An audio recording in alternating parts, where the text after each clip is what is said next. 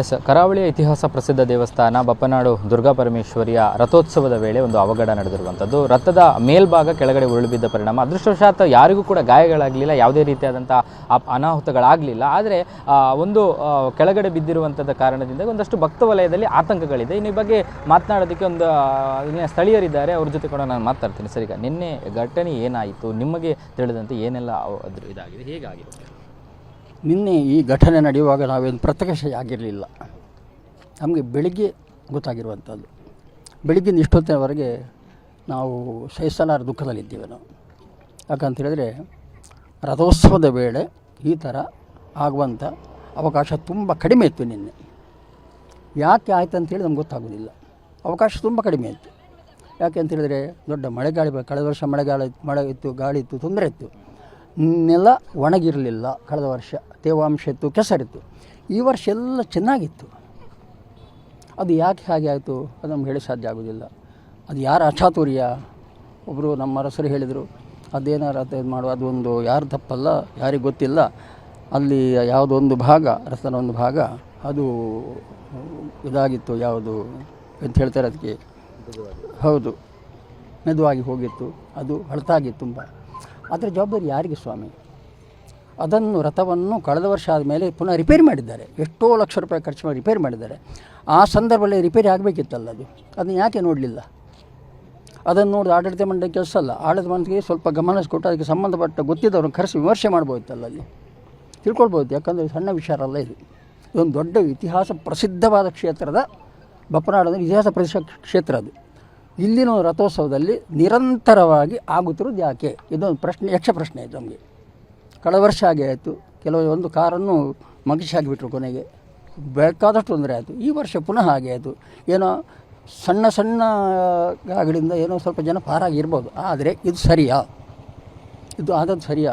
ಇದು ಕಳೆದ ವರ್ಷ ಪ್ರಾಕೃತಿಕವಾಗಿ, ಈ ವರ್ಷ ನೆಗ್ಲಿಜೆನ್ಸಿ ಅಥವಾ ನಮ್ಮ ನಿರ್ಲಕ್ಷ್ಯ, ಉದಾಸೀನತೆ ಆಗ್ತದೆ ಹೋಗ್ತದೆ ಅಂತ ಹೇಳಿದ್ರು. ಇದು ಸರ್ಕಾರದ ಆಡಳಿತ ಮಂಡಳಿಗೆ ಬರುವಂಥ ದೇವಸ್ಥಾನ, ಅದರ ನಿರ್ಲಕ್ಷ್ಯ ಅಂದರೆ ಯಾರದ ನಿರ್ಲಕ್ಷ್ಯ ಆಗಿದೆ? ನಿರ್ಲಕ್ಷ್ಯ ಅಂತ ಹೇಳಿದ್ರೆ ಅದರ ಕೆಲಸ ಮಾಡುವವರು.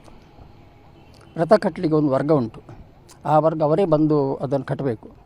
ಮೊದಲಿನ ಕಾಲದಲ್ಲಿ ಅವರೆಲ್ಲ ತುಂಬ ಒಳ್ಳೆಯ ಶ್ರದ್ಧೆ, ನಮ್ಮ ಈಗ ಶ್ರದ್ಧೆ ಮಾಡೋದಿಲ್ಲ ಅಂತ ಹೇಳಿಯಲ್ಲ, ಅವರು ಸ್ವಲ್ಪ ಗಮನಿಸಬಹುದಿತ್ತು ಅಂತ ನಾವು ಹೇಳೋದು. ಸ್ವಲ್ಪ ಗಮನಿಸಿಕೊಂಡು ನೋಡಿಕೊಂಡು ಏನೆಲ್ಲ ಆಗಿದೆ ಸರಿಯಾಗಿ ಪರಿಶೀಲನೆ ಮಾಡಿ. ಮೊನ್ನೆ ಕಳೆದ ವರ್ಷ ಅದಕ್ಕಿಂತ ದೊಡ್ಡದಂತೆ ಅವರ ಮೇಲೆ ಅಪರಾಧ ತಪ್ಪಾಗ್ತದೇನೋ, ಅದಕ್ಕಿಂತ ದೊಡ್ಡ ತಪ್ಪೇನಂತ ಹೇಳಿದರೆ ಕಳೆದ ವರ್ಷ ರಥಕ್ಕೆ ಪೆಟ್ಟು ಬಿದ್ದ ಮೇಲೆ ರಿಪೇರಿ ಆಗಿದೆ, ಎಷ್ಟೋ ಲಕ್ಷ ರೂಪಾಯಿ ಖರ್ಚಾಗಿದೆ. ಆ ಸಂದರ್ಭ ನೋಡಿ ಬೋದಿತ್ತಲ್ಲ. ಯಾಕಂದರೆ ಒಂದು ವರ್ಷ ಅವಧಿ ಬೇಕಾದಷ್ಟಿತ್ತು. ಅಲ್ಲಿ ಮಣ್ಣು ಸರಿ ಮಾಡ್ಬೋದಿತ್ತು, ಅಲ್ಲಿ ಕೊಂಡೋಗಿ ಏನೋ ಕಲ್ಲು ಕಟ್ಟಿ ವ್ಯವಸ್ಥೆ ಮಾಡ್ಬೋದಿತ್ತು. ಅದು ಯಾಕೆ ಮಾಡಲಿಲ್ಲ? ಎರಡನೇ ಪ್ರಶ್ನೆ ಅಂತ ಹೇಳಿದರೆ, ರಥ ರಿಪೇರಿ ಮಾಡುವವರು ಅದರ ಬಗ್ಗೆ ಗಮನಿಸಿ ಯಾಕೆ ಕೊಡಲಿಲ್ಲ? ಇದನ್ನೆಲ್ಲ ಪರಿಶೀಲನೆ ಮಾಡಬೇಕಾಗ್ತದೆ. ಇದರ ಪರಿಣಾಮ ಯಾರ ಮೇಲೆ ಆಗ್ತದೆ? ತಪ್ಪುಗಳದ್ದು ಭಕ್ತರ ಮೇಲೆ, ಕ್ಷೇತ್ರದ ಮೇಲೆ ಆಗ್ತದೆ. ಕ್ಷೇತ್ರದ ಮೇಲೆ ಆಗೋದು ನಮಗೆ ಇಷ್ಟ ಇಲ್ಲ. ಭಕ್ತರು ನಾವು ಮನುಷ್ಯರು, ನಾವು ಸಹಿಸ್ಕೊಳ್ತೇವೆ.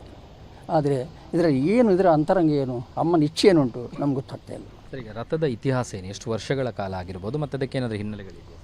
ರಥಕ್ಕೆ 200 ವರ್ಷ ಇತಿಹಾಸ ದುರ್ಗಾ ಪರಮೇಶ್ವರಿ ದೇವಸ್ಥಾನಕ್ಕಿದೆ, ಅದಕ್ಕಿಂತ ಜಾಸ್ತಿ ಇದೆ. ಬಹುಶಃ ನನ್ನ ಅಂದಾಜು ಇವನು ಬಪ್ಪ ಬಿಹಾರಿಗೆ ಅವರು ಕಂಡ ಮೇಲೆ, ದೇವಿ ಪರಿಷ್ಠಾಪನ ಆದ ಮೇಲೆ ಒಂದು 100 ವರ್ಷಗಳ ಕಾಲ ಆ ರೀತಿ ನಡೆದಿರ್ಬೋದು ಸಾಮಾನ್ಯವಾಗಿ. ನಂತರ ಇದಕ್ಕೆ ಒಂದು ಆಡಳಿತ ಮಂಡಳಿ ಬಂತು. ಆಡಳಿತಗಾರರಾಗಿ ಸಾವಂತರಸರು, ಪೂಜೆಗೆ ಬಯಲುಡುಪರು ಮತ್ತು ಈ ಥರ ಬಂತದ್ದು ಕ್ರಮ ಬಂತು. ಆ ಸಂದರ್ಭದ ನಂತರ ಈ ದೇವಸ್ಥಾನದಲ್ಲಿ ರಥಕ್ಕೆ ಒಂದು ಆದ್ಯತೆ ಬಂದಿರ್ಬೋದು. ಯಾಕಂದರೆ ರಥ ಬೇಕೇ ಬೇಕು. ಯಾವ ಜಾಗದಲ್ಲಿ ಧ್ವಜ ಉಂಟೋ ಅಲ್ಲಿ ರಥೋತ್ಸವ ಆಗಲೇಬೇಕು. ಕುಕ್ಕೆ ಸುಬ್ರಹ್ಮಣ್ಯ ದೇವಸ್ಥಾನದ ರಥ ಮತ್ತು ಬಪ್ಪನಾಡು ದುರ್ಗಾಪುರ, ಇದು ವಿಶ್ವಖ್ಯಾತಿಯ ದೊಡ್ಡ ರಥ, ಬ್ರಹ್ಮರಥ ಅಂತ ಹೇಳೋದಕ್ಕೆ. ಬೇರೆ ಕಡೆ ಇರ್ಬೋದು, ನಮ್ಮ ಜಿಲ್ಲೆದ ಮಾತು ಹೇಳ್ತಾರೆ ನಾನು, ಬ್ರಹ್ಮರಥ ಅಂತ ಹೇಳುವಂಥದ್ದು. ಈ ಬ್ರಹ್ಮರಥ ಈ ರೀತಿಯಾಗಿ ಒಂದು ಏನು ಪ್ರತಿ ವರ್ಷ 2 ವರ್ಷ ನಿರಂತರದಾಗಬೇಕಾದ್ರೆ ಇದು ಏನು ಆಗಲೇ ಹೇಳಿದೆ ನಾನು. ಒಂದು ಸಲ ಗಣಪತಿ ಗುಡಿಗೆ ಬೆಂಕಿ ಬಿತ್ತು, ಬ್ರಹ್ಮಕಲಶ ಆಯಿತು. ಈಗ ಈ ಥರ ಆಗ್ತಾ ಉಂಟು 2 ಸಲ. ಏನು ನಮ್ಮ ಅಪೇಕ್ಷೆ ಏನಂತ ಗೊತ್ತಿಲ್ಲ. ಅದನ್ನು ನಾವೆಲ್ಲ ಸರಿಯಾಗಿ ವಿಮರ್ಶೆ ಮಾಡಿ 9 ಮಾಡಿ ಭಕ್ತರೆಲ್ಲ ಸೇರಿ ವಿಮರ್ಶೆ ಮಾಡಬೇಕಂತ ಮುಂದೆ. ದೈವಿಕವಾಗಿ ನಾವು ಇಂಥ ಘಟನೆಗಳಾದಾಗ ದೇವರು ಮುನ್ಸ್ಕೊಂಡಿದ್ದಾರಾ ಅಥವಾ ಮತ್ತೊಂದು ಮಗದೊಂದು ಅನ್ನುವಂಥದ್ದೆಲ್ಲ ಹೇಳ್ತಾರೆ. ಅಂದರೆ ಏನಾದರೂ ನಮ್ಮಿಂದ ತಪ್ಪಾಗಿರಬಹುದು ಅನ್ನೋದು, ನಿಮ್ಮ ಅದನ್ನು ವ್ಯಾಖ್ಯಾನ ಮಾಡಿ. ತಪ್ಪುಗಳನ್ನು ಇಂಥದೇ ವ್ಯಕ್ತಿಯಿಂದ ಆಗದಂತ ಹೇಳಿ ಕಷ್ಟ. ಕೆಲವು ಗೊತ್ತಿದ್ದಾಗೋ ತಪ್ಪುಗಳು, ಕೆಲವು ಗೊತ್ತಿಲ್ಲದೆ ಆಗುವ ತಪ್ಪುಗಳು. ಇಂಥ ಕ್ಷೇತ್ರದಲ್ಲೆಲ್ಲ ಗೊತ್ತಿಲ್ಲದೆ ಆಗುವ ತಪ್ಪುಗಳು ಜಾಸ್ತಿ ಆಗ್ತದೆ ಕೆಲವು ಸಲ. ಮನುಷ್ಯನಿಂದ ಆಗುವಂಥದ್ದು ಆಧ್ಯಾತ್ಮಿಕವಾಗಿ, ಆದಿಭೌತಿಕವಾಗಿ, ಆದಿಪೇನ ತಪ್ಪುಗಳಾಗಿರ್ಬೋದು, ಹೇಳಲಿಕ್ಕೆ ಆಗೋದಿಲ್ಲ ನಾವು. ಆ ರೀತಿ ತಪ್ಪಿದರೆ ಅಮ್ಮ ಕ್ಷಮಿಸಬೇಕಲ್ಲ. ಆದ ಕಾರಣ 2 ಜೀವ ಉಳಿಸಿದ್ದಾಳೆ ಅವಳು, ನಿನ್ನೆ ಕ್ಷಮಿಸಿದ ಜೀವ ಉಳಿಸಿದ್ದಾಳೆ. ಆ ಬಿದ್ದ ಬಿಟ್ಟಿಗೆ ಏನೋ ಸಾಯ್ತು ಹೋಗಿ ಏನು ಮಾಡ್ಬೋತಿ ನಾವು, ಇವತ್ತು ದೊಡ್ಡ ಕೇಸ್ ಆಗ್ತಿತ್ತು ಎಲ್ಲವರಿಂದ, ಅಂಥವ್ರು ಮಾಡಲಿಕ್ಕೆ ಬಿಡಲಿಲ್ಲ.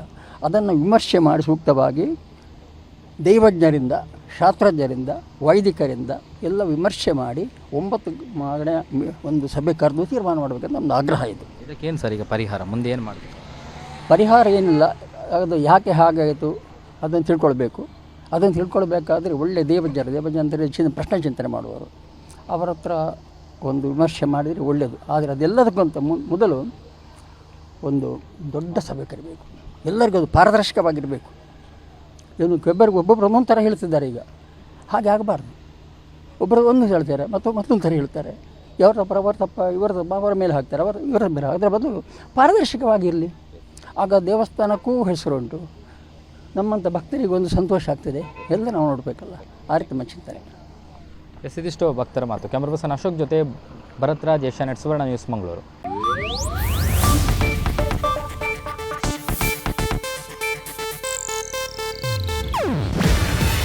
ಇದು ಏಷ್ಯಾನೆಟ್ ನ್ಯೂಸ್ ನೆಟ್ವರ್ಕ್ ಪ್ರಸ್ತುತಿ. ನೀವು ನೋಡ್ತಿದ್ದೀರಾ ಏಷ್ಯಾನೆಟ್ ಸುವರ್ಣ ನ್ಯೂಸ್.